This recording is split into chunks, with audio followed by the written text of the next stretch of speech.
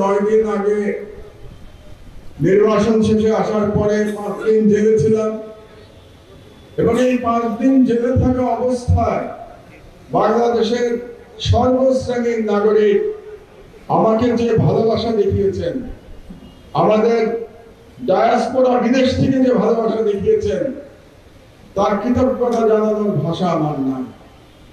আমি এর যোগ্য নই, আমি তথাকথিত সুশীল নই, আমি সুশীল মিডিয়ার টাইটেল প্রাপ্ত বিশিষ্ট ব্যক্তি নই বাংলাদেশের। আমি রাজনৈতিক নেতা নই, রাজনীতির কোন রকম আকাঙ্ক্ষাও আমার নাই। আমি বাংলাদেশের আম জনতার একজন বর্ষিয়ান প্রতিনিধি মাত্র। আমি আমাকে ওইভাবেই বিবেচনা করি। বাঙালি মুসলমানের বড় বিস্মৃতি প্রবণতা রয়েছে, স্মৃতি ভ্রষ্ট হয়ে যায় খুব তাড়াতাড়ি, এমনকি নিকট অতীত খুব তাড়াতাড়ি ভুলে যায়। যেমন আমি দেখতে পাচ্ছি বাংলাদেশে ফিরে যে দানব শেখ হাসিনা, ফ্যাসিস্ট শেখ হাসিনার যে জুলুম, সেই জুলুম নিয়ে যেন আলোচনা ইতিমধ্যে কমে গেছে। আমরা অনেক বেশি আলোচনা করছি বর্তমান সরকারের ভালো খারাপ মন্দ এসব নিয়ে, কিন্তু তার থেকে কি বেশি আলোচনা হওয়া এখনো উচিত ছিল না যে দানব হাসিনা এই দেশটাকে কতটা ধ্বংস করে গেছে। কিন্তু সেই আলোচনা আমি কম শুনতে পাচ্ছি। এটাই বাঙালি মুসলমানের স্মৃতিশক্তি কম হওয়ার একটা প্রভাব। তো আমি আমার দেশের প্রসঙ্গে অনেক কথা হয়েছে, আমি সংক্ষেপে দিয়ে একটি কথা বলতে চাই। কারণ হলো এই যে মহান বিপ্লব ঘটে গেল জুলাই এবং আগস্টে, এই বিপ্লবে যে তরুণ ছাত্র জনতা, যাদের মধ্যে আজকে অনেকে উপস্থিত আছে, যারা নেতৃত্ব দিয়েছে, তারা আমার দেশ যখন লড়াই করছে তখন তারা বালক ছিল, তারা আমার দেশের অনেক কিছুই জানে না। একে বাঙালি মুসলমানের স্মৃতিশক্তি নাই, দ্বিতীয়ত যারা বিপ্লবের ভ্যানগার্ড, তারা ওই সময় একেবারেই বালক ছিল, তারা জানে না আমার দেশের লড়াইটা কি। কিছু শুনছে জানছে, কিন্তু তারা জানে না, তাদের ব্যক্তিগত অভিজ্ঞতা নাই। এই জন্য দু একটি কথা আমি শুধু বলবো। আমার দেশের বাস ছেড়ে কি লেখেছিল থাকতো জানেন? ইয়াং জেনারেশন জানে না। আমার দেশ স্বাধীনতার কথা বলতো, মাস ছেড়ে লেখা থাকতো। আজকে এই কথাটা আমার সহযোগী কেউ বলে নাই। আমার দেশ স্বাধীনতার কথা কেন ছিল? এটা একটা মেসেজ ছিল। কার জন্য মেসেজ ছিল? হাসিনার ফ্যাসিবাদ এবং ইন্ডিয়ান হেজেমনি, ভারতীয় আধিপত্যবাদের বিরুদ্ধে মেসেজ ছিল আমার দেশের, যে আমার দেশ স্বাধীনতার কথা বলে। ওরা কিন্তু বুঝতে পেরেছিল এই মেসেজ কি। আপনারা জানেন যে বাংলাদেশের মিডিয়ায় এখন পর্যন্ত গত 53 বছর ধরে স্বাধীনতার পরে ভারতীয় হেজেমনি সম্পূর্ণভাবে নিয়ন্ত্রণ করে বসে আছে বাংলাদেশের অধিকাংশ মিডিয়া। এটাই হলো সত্য। বাংলাদেশের মালিক বলেন, সম্পাদক বলেন, সব ইন্ডিয়ান এজেন্ট। এটা হলো সত্য কথা এবং এটা পরিষ্কার ভাবে আমাদের বলতে হবে। তো 2013 সালের সেই বিখ্যাত 8 কলাম ব্যাপী হেডলাইন আপনারা সবাই জানেন, যে সেই হেডলাইন শাহবাগে ফ্যাসিবাদের পদধ্বনি।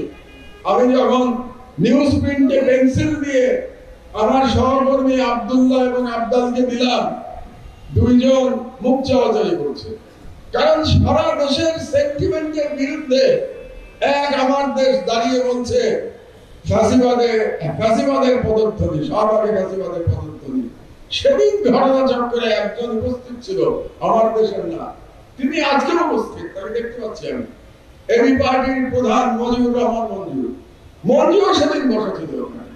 তো মঞ্জু আমার ওই লেখা শুনে এবং ও হতভম্ব হয়ে গেল। হতভম্ব হয়ে কি বলবে? আমাকে তো কিছু বলতে পারে না, আমি তো অসম্ভব ঘাটতারা মানুষ, কাজে আমাকে বলে কোনো লাভ নাই। সেও বোকার মতো কিছুটা আবদালের দিকে তাকায়, জাহিদ চৌধুরীর দিকে তাকায়, আব্দুল্লাহর দিকে তাকায়। তো ওটা একটা ইতিহাস হয়ে গেল 2013 সালে শাহবাগের ফ্যাসিবাদের পদধ্বনি। কিন্তু আরেকটি বিষয় আপনারা জানেন না, আমার সহকর্মীরা ভুলে গেছে। তারও 4 বছর আগে আমি লিখেছিলাম, এই আমার দেশে লিখেছিলাম, ফ্যাসিবাদের দিকে সরকারের যাত্রা। এটা কবে লিখেছিলাম জানেন? যখন ফ্যাসিবাদ শব্দ আসেই নাই, স্বৈরাচারের উপরে আমরা উঠতে পারি নাই, স্বৈরাচার ফ্যাসিবাদের পার্থক্য জানতাম না, তখন আমি লিখেছিলাম 2009 সালে এপ্রিল মাসে। এই বইতে এটা আছে, নবরূপে বাকশাল। এই বইতে আপনারা দেখবেন ফ্যাসিবাদের দিকে সরকারের যাত্রা। এটা 4 মাস তখন সরকারের বয়স। তারও 6 মাস আগে আমি লিখেছিলাম নবরূপে বাকশাল, নির্বাচনের আগে। এই সেই বই নবরূপে বাকশাল। এটা লেখা 2008 সালে নভেম্বর মাসে। এই বইটা ছাপা হয়ে গেছিল আমি যখন প্রথম জেলে। কারণ আমার দেশ ভারতীয় হেজেমনি এবং হাসিনার ফ্যাসিবাদের প্রকৃত চরিত্র একমাত্র আমার দেশ বুঝতে পেরেছে, এবং এখান থেকেই আমাদের সাংস্কৃতিক লড়াই মিডিয়াতে শুরু হয়েছিল আমার দেশে। বিচার বিভাগ, যখন বিচার বিভাগ আওয়ামী লীগের নির্লজ্জ দালালে পরিণত হয়েছিল, সর্বপ্রথম আওয়াজ তুলেছিল আমার দেশ।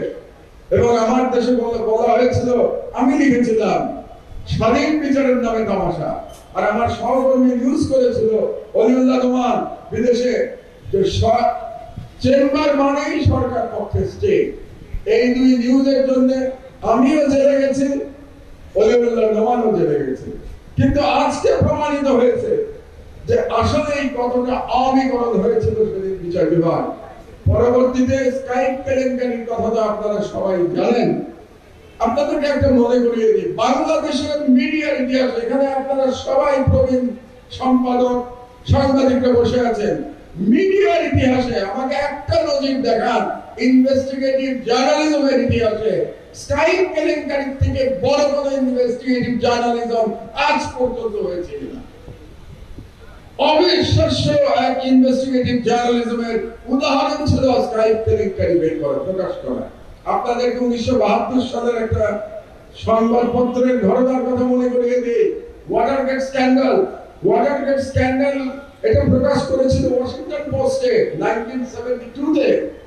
নিক্সনের সম্পর্কে যে দুই সাংবাদিক করেছিলেন, তার নাম বব উডওয়ার্ড এবং কার্ল বার্নস্টাইন। বব উডওয়ার্ড শুধু পুলিৎজার প্রাইজই পান নাই, এটার জন্য তারা পুলিৎজার প্রাইজ পেয়েছিলেন এই ইনভেস্টিগেটিভ জার্নালিজমের জন্য। তারা ইনভেস্টিগেটিভ জার্নালিজমের ইতিহাসে অমর হয়ে আছেন। ইনভেস্টিগেটিভ জার্নালিজম বললে সবাই ওয়াটারগেট স্ক্যান্ডালের কথা বলে, আর আমার দেশে আমরা স্বীকৃতি পাই নাই। কিন্তু ইনভেস্টিগেটিভ জার্নালিজমের কথা বললে স্কাইপ কেলেঙ্কারি আসা উচিত, কিন্তু আজ পর্যন্ত স্বীকৃতি আমরা পাই নাই। বরং তার পরিবর্তে আমাকে জেলে যেতে হয়েছে। 5 বছর জেলে ছিলাম। আমার সহকর্মী অলিউল্লাহ নোমানকে সপরিবারে লন্ডনে গিয়ে রাজনৈতিক আশ্রয় চাইতে হয়েছে। আমার দেশ বন্ধ হয়েছে, শত শত সাংবাদিক বেকার হয়েছে।